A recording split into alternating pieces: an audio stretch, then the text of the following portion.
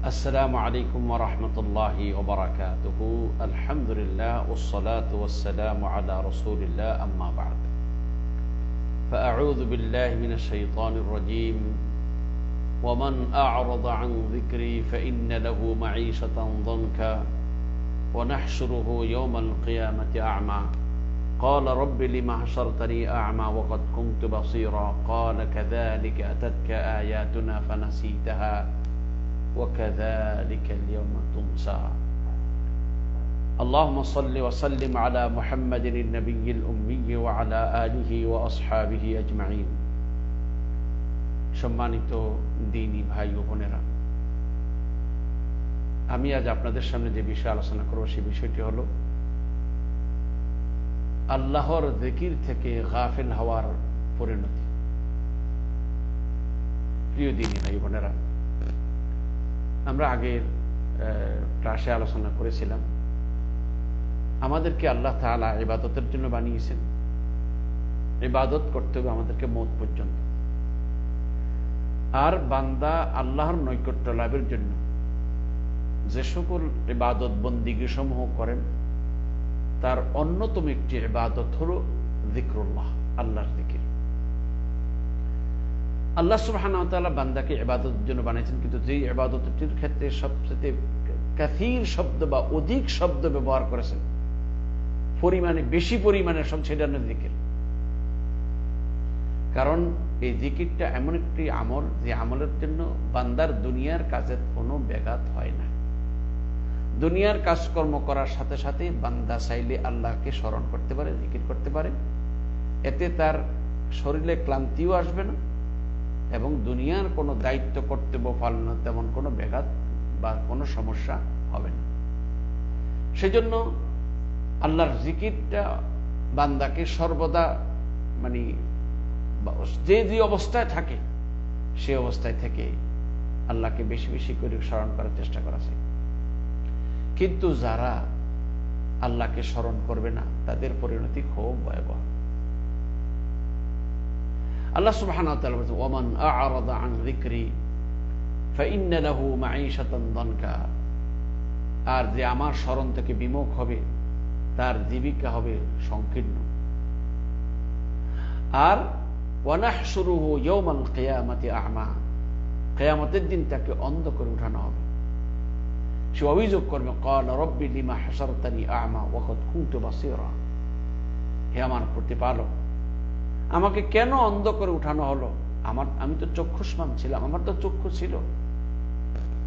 তখন বলা হবে, ক্বালা কাযালিকা আতাতকা আয়াতুনা ফানাসিতাহা। বলে এমনি ভাবে আমার নিদর্শনগুলো তোমার কাছে গিয়েছিল, তুমি সেদিন সেগুলোকে ভুলে গিয়েছিলে, আজ তোমাকেও ভুলা হলো, মানে তোমার পাপের শাস্তি। কিয়ামতের কঠিন দিনে, যেদিন সন্তান তার পিতার পরিচয় দিবে না, পিতা তার পরিচয় দিবে, অর্থাৎ সবাই সবার থেকে ভাগবে, পালাবে, কেউ কারোর পরিচয় দিতে যাবে না। সেই মহা সংকটময় দিনে, সে মহা সংকটময় দিনে যদি অন্ধ করে উঠানো হয়, যদি আল্লাহ বলে তোমার আমি ভুলে গেলাম, মানে তোমার ভুলের শাস্তি ভুল দিয়ে, মানে তুমি যেমনটা করছো আমি তোমার সাথে এমনটা করলাম, তাহলে আমাদের উপায়টা কি হবে? উপায় কি হবে? আমাদের তো সাহায্য করার কেউ থাকবে না। সেই জন্য বলবো যে আল্লাহর স্মরণ থেকে গাফেল হওয়া, আল্লাহকে ভুলে যাওয়া, এটা বান্দার জন্য ভয়াবহ পরিণতি বয়ে আনবে। এই জন্য আল্লাহ পাক আল্লাহ রসুলকে বলছে, আল্লাহ পাক আমাদের সবাইকে, আল্লাহ পাকের রসুলের মাধ্যমে সারা পৃথিবীর সবাইকে এই জিনিস, আল্লাহ ওয়ালা তাকুনু, এটা সমস্ত মুমিনদের প্রতি এই নির্দেশ, ওয়ালা তাকুনু কাল্লাযীনা নাসুল্লাহ ফাআনসাহুম আনফুসাহুম উলাইকা হুমুল ফাসিকুন। আল্লাহ পাক ওয়ালা তাকুনু কাল্লাযীনা নাসুল্লাহ, আর তোমরা তাদের মতো হইও না যারা আল্লাহকে ভুলে গেছে, ফলে আল্লাহ তাদেরকে আত্মভুলা করে দিয়েছেন, তারাই হতো পাপাচারী। তাইলে যারা আল্লাহর স্মরণ থেকে গাফিল হয়ে যাবে, যারা আল্লাহকে ভুলে যাবে, দুনিয়ার সব মনে থাকে, দুনিয়ার সবার কথা তার মুখে আসে, কিন্তু আল্লাহর নাম আসে না, আল্লাহর জিকির থেকে সে গাফিল, এই জাতীয় লোকদেরকে আল্লাহ আত্মভুলা করে দেন, আর এরা ফাসিক। প্রিয় দিনী ভাইরা, দুনিয়ার ধন সম্পদ আছে, থাকবে, প্রয়োজন আছে, এটা অস্বীকার করা যাবে। কিন্তু ধন সম্পদ, সন্তান সন্ততির ভালোবাসায় পরে যদি কেউ আল্লাহর জিকির থেকে গাফিল হয়ে যায়, তাহলে সেই ব্যক্তির জন্য ভয়াবহ পরিণতি অপেক্ষা করছে। আল্লাহ সুবহানাহু ওয়া তাআলা কোরআন কারীমের এক আয়াতের মধ্যে আল্লাহ পাক বলছেন, সমস্ত ঈমানদারদের প্রতি লক্ষ্য করে বলেন, ইয়া আইয়ুহাল্লাযীনা আমানু, ইয়া আইয়ুহাল্লাযীনা আমানু লা তুলহিকুম আমওয়ালুকুম ওয়ালা আওলাদুকুম আন যিকরিল্লাহ ওয়া মান ইয়াফআল যালিকা ফাউলাইকা হুমুল খাসিরুন। হে ঈমানদারগণ, তোমাদের ধন সম্পদ ও সন্তান সন্ততি যেন তোমাদেরকে আল্লাহর স্মরণ থেকে উদাসীন না করে, গাফেল না করে। আর যারা এমন করবে, যারা সন্তান সন্ততির সম্পদ অর্জন করতে গিয়ে সন্তান সন্ততির ভালোবাসায় গিয়ে আল্লাহকে ভুলে যাবে, তারাই ক্ষতিগ্রস্ত হবে। কারণ মানুষ এই দুনিয়াতে আল্লাহকে ভুলে যখন আল্লাহর হুকুম আহকাম ছেড়ে দিবে, কিয়ামতের কঠিন দিনে সন্তান সন্ততি ধন সম্পদ কোনোটাই তাকে এই আল্লাহর আযাব থেকে বাঁচাতে পারবে না। প্রিয় দিনী ভাইরা, তাই আল্লাহ সুবহানাহু ওয়া তাআলা সূরা নূরের এক আয়াতের মধ্যে আল্লাহ পাক আল্লাহর প্রিয় বান্দাদের প্রশংসা করে বলেছেন, রিজালুল লা তুলহিহিম তিজারাতুন ওয়ালা বাইউন আন যিকরিল্লাহি ওয়া ইকামিস সালাতি ওয়া ইতাইজ যাকাতি ইয়াখাফুনা ইয়াওমান তাতাকাল্লাবু ফীহিল কুলুবু ওয়াল আবসার। আল্লাহ সুবহানাহু ওয়া তাআলা বলেন যে আল্লাহর কিছু বান্দা আছে, রিজালুল লা তুলহিহিম তিজারাতুন ওয়ালা বাইউন আন যিকরিল্লাহ, যে তাদের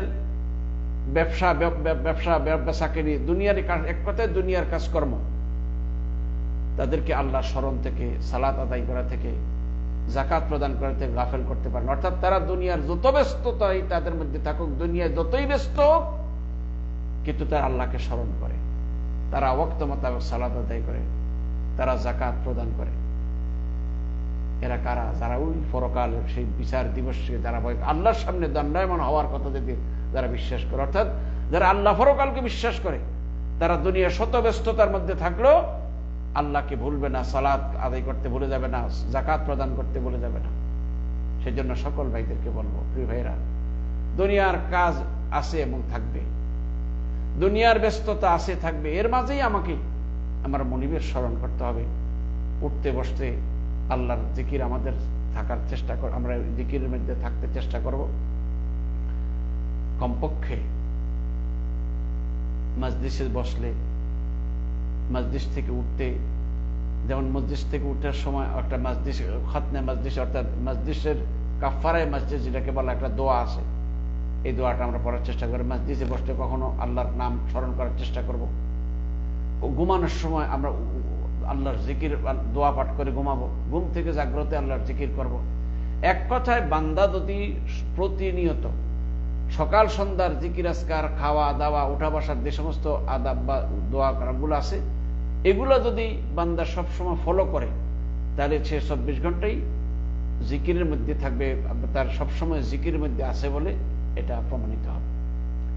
প্রিয় ভাইরা, রাসূলুল্লাহ সাল্লাল্লাহু আলাইহি ওয়াসাল্লাম বলেছেন, যে ব্যক্তি কোনো মজলিসে বসেছে আর আল্লাহর স্মরণ করে নেই, তাহলে ওই মজলিস তার জন্য কিয়ামতের দিন লজ্জা বা আফসোসের কারণ হবে।